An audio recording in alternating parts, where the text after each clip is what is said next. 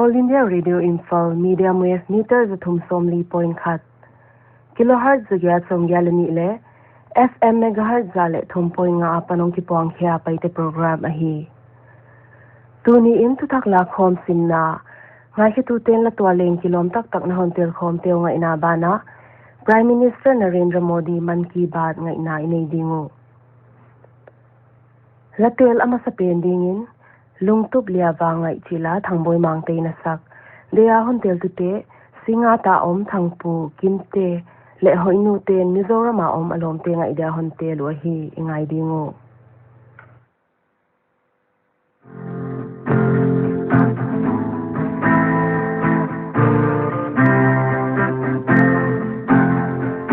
lungtub liawa ngayo dimle mi zalaya bang kong tela tam lung lai he hong ne mo lung tub ya bang ayo im le mi za la ya e inang si bang kong tela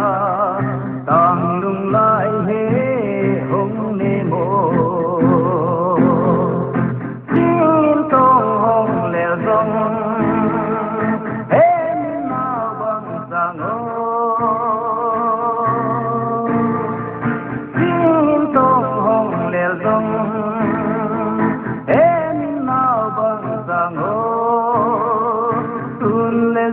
tên hung hăng trong ngày xin lại quang băng cao xa cô đừng tụp ya vang ngày yo tìm lấy mi ra la ya để in nang si băng không thể la tang lung lại he hong ne mo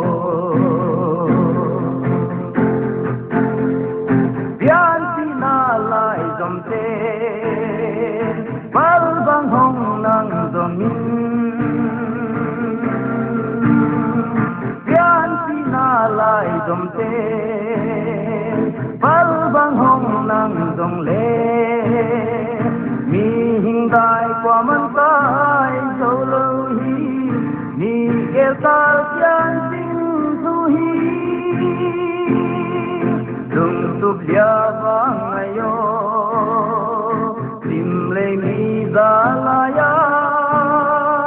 Ei nang si bang kong tela tang lung lai he hong ne mo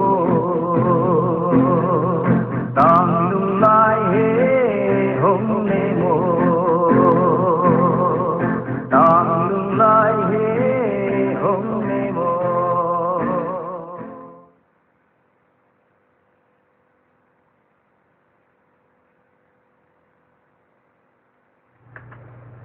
All India Radio Info Tutak La Khom Simtu Nembiak Moi Guite Prime Minister Narendra Modi in Tuni in Chief Minister Tengto Video Conference Tungton in Holim Nanei Conference Huna Agenda Poimo Pending in Novel Coronavirus Daudaldan Tokisai Gen Khomohi Khamasa Apan Gamsung Pumpi Lockdown Ponzo Ahinung Prime Minister le Chief Minister Ten Video Conference Tungtona Holim Na Aneyu tu to simin athum ve na hita lockdown be hunding kal khat kya aum tak to kitonin tunia Prime Minister le Chief Minister ten holin na anayu lamchi tom toma poimo mama hi Telangana in khanon me ni sagi tan lockdown sut job ding in pongkhin ta a state dang tendel mabana kal swan ding da ni tengin en kya uhi Prime Minister Narendra Modi in India a corona dona mi pi tele solkal te pangkho mangal do na hi chin zana radio tungtona athugen na hun man ki bata gen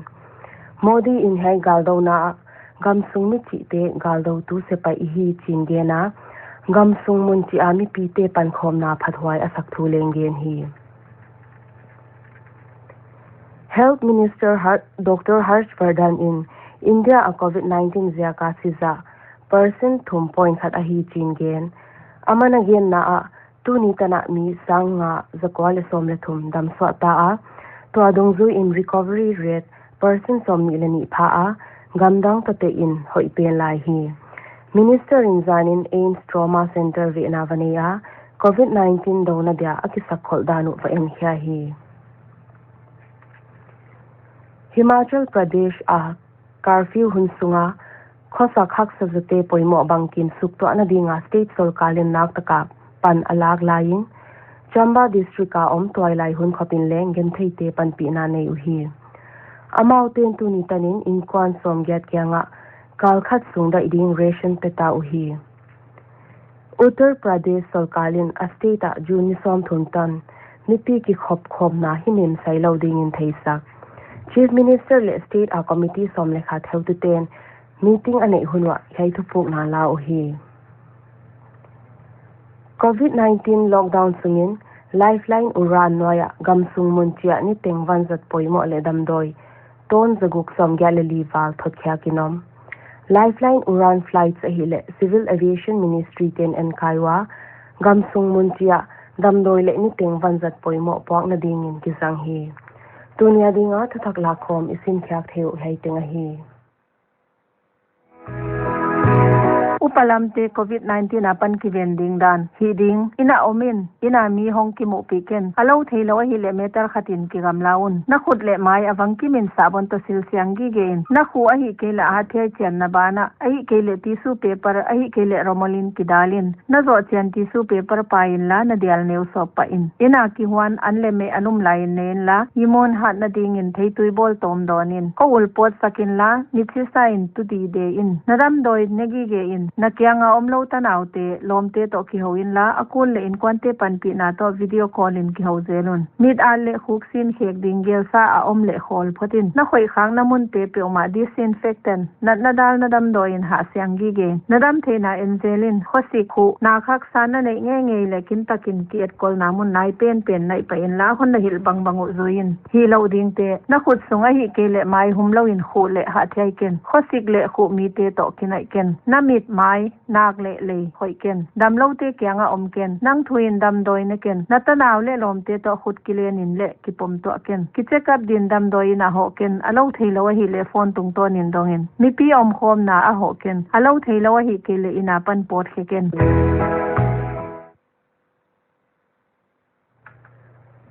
tuina bana Prime Minister Narendra Modi Man Ki Baat episode som Google Lina paitipa wale khyak ingai dingu Kagamni itakte chibai no ten tu ni in lockdown sungin Man Ki Baat nangai khya uhi tu tung Man Ki Baat huna ni dang sang ma in no te apan ngai dan tom le phone call tam pi kadong hi no te apan dot na tom tam tak ka kyang hong tung hi ken leng na dot na teu sin swak vek le ngai khyak vek ding in thei top ka so a no te lungul ka thei siam hi tu ki do pi na hun lai takin no te kya nga thupoi mo bang za hiam ka ge nu thi lom te India a corona dona mi pi gal dona a hi corona to mi pi te ki do a nang leng na do hi mi pi te bana sarkalin leng do hi hai gal dona a gam sung mi chi te gal do tu se pai hi ve ku hi tu ni in gam sung mon chia mi pi te khat le khat ki pan pi to ading in kal swan u hi ahak sajate adinga ne le tak ding saisak ration home khyang na lockdown ko inale damdoi vanzat bol na tan tha a gamsung mi pi te tup khat nei in ki kal swan khom diam hi akhat lama igama lo bol mi isangam ten agami te gil kyal ding ven na in hi pi kom kala sun le zan tol ngalawin na sem u hi mi kwa pe ma in amau hi theina le amau siam na lam chiata haina na do hi khen khatten in lo man te mai saka khen khatten lo man sum amu teu le pension alak teu PM cares ading in tho hi mi khen khatten alawa me te thowa midang tam tak ten hak sajate ne le tak ding pia u hi lom te midang te na pan pi chiang in nalung sim hon khoi kha hiam Yai ahi India in corona do na a iha na penu. Yai in gal do na pen, mipi gal do na hon swak sakhi. Kagami I takte, za na lian pen to, gamni kror za som thum te nga idante, ka za na sang pen kapya hi. Igama di nga ho iding chia ilunggel te, ihun na idan dana, I mun chiat, ihi theile isep thei bang chiat, isep na dingin. Solkalin digital platform khat ki bol hi, tua ahi le, covidwarriors.gov.in ahi. Yai platform tungton in Solkalin, social organization volunteer te,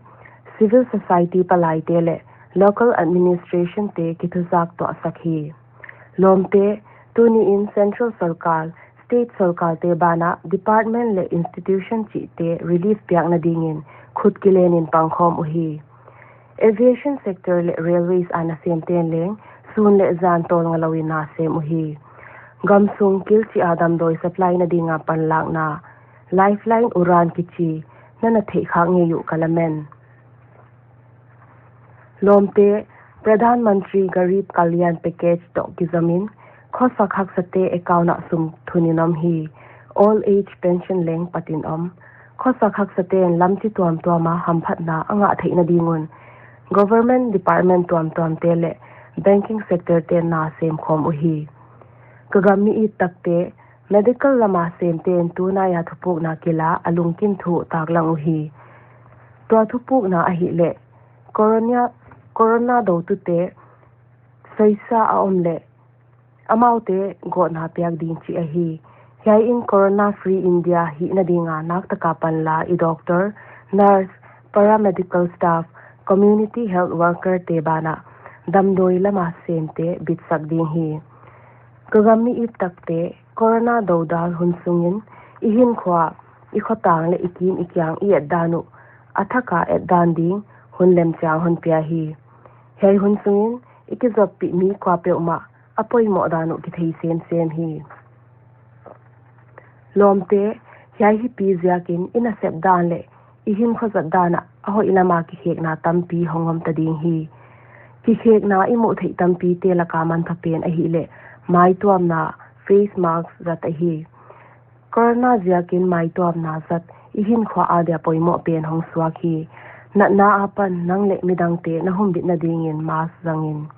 Lomte, ikhota nga kisin sak na dang poy mo ma khat hong piang thak ahi le, kholaka chil siat ahoy lo dan ahi. Tu idin munun siang thau na le gam dam thei na lama chawna lian takhon pia hi. Kagami I takte, thuki pa hoi ma khat ahi le, tu ni kaman ki baat kon kup ni to, Akshaya Tritiya no bol ni kitwa kha hi. Lomte, Ramzan khaleng akipanta, kumasa a Ramzan zathuna, tu huna hichibang boina hongtung din, chi ngai to, kwa ma kiom lo hi. Corona na abeina dingin tu tung thum na nak takin ipang ding hi. Corona in India telin khovel pumpia no bol na te, atwam zoa alop ding dan hon sin sakhi. Tunai in Bihu, Baisakhi, Puthandu, Vishu le Odia New Year anakizang ta. Kagami I takte, tu hi pi kom kala, ka inkwan mi ten hi ziakun, no te kya nga idan ko hon sunding ka mo po ka hi. Kagami I takte, overconfidence na ikini, ite namun ikhwaa, I office corona hongtung na ilaw ziakin, corona hongtung law ding chin nga isun kini, khovel pumpi in ato asate pansin ni. Pilwang takin iom tia dingo, kahon gen thak lai ding, midang to ki gamla dewin omin la, nadam thei na kembitin. Dam taka na om dingo kahon de isak, man ki bad episode non chianga ikip mu non hunwa. Yai hi pi aventag ding leng kalamen hi kakipak. Tuin la tela bana dingin, katong peleng chila lalun moy na sak ingay dingo.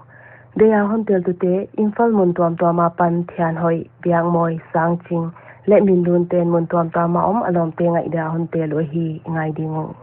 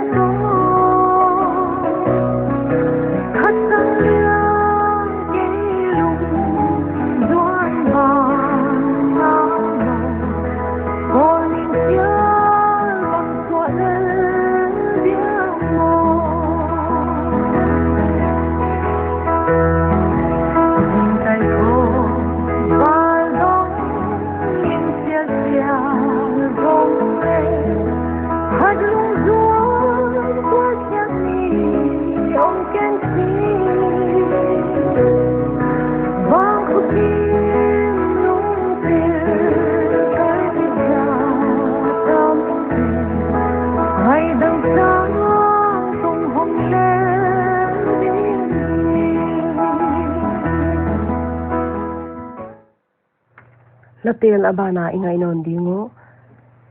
gamwang la pan chi la esting nui na sak deya hontel tu te nyolam ka dor ka zwenga om sang monin lamka le infala om alom te ngai da hontel a hi ingai dingo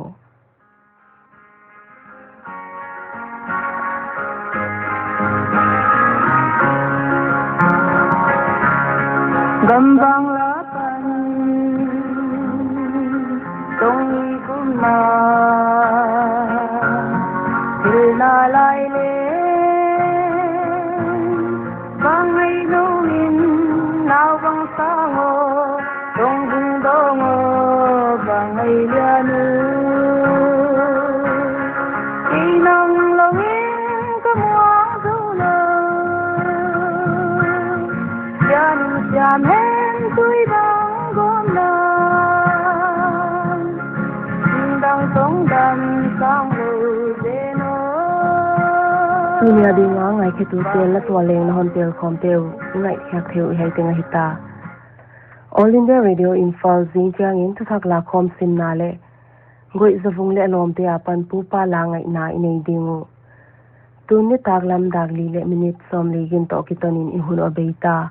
munchi a pai te program ngai teng teng om nom le mang pha